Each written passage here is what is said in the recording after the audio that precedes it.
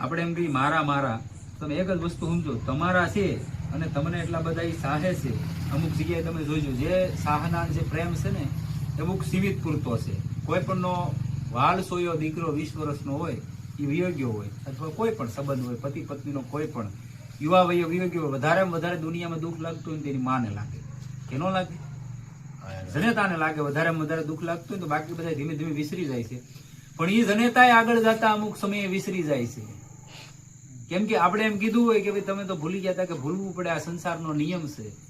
તો ભૂલવું પડે એ સંબંધ કામનો શું છે? આ નિયમ હોય તો ભૂલી જવા વાળો સંબંધ રાખવો શું કામ? તો ઓલા પરમ પિતા પરમેશ્વરે સંબંધ બાંધી જો, કોઈ જે ભૂલાવા જ ન દે. સંબંધ આવો હોવો જોઈએ. ભૂલી જવા વાળા સંબંધ રાખો અત્યારે સાંસારિકમાં શું, વ્યવહારિકમાં શું રાખવાનો છે, નથી રાખવાનું એવું નથી કેતો, પણ તમારી ફરજ પૂરતી એને બંધાઈ ન જાઓ.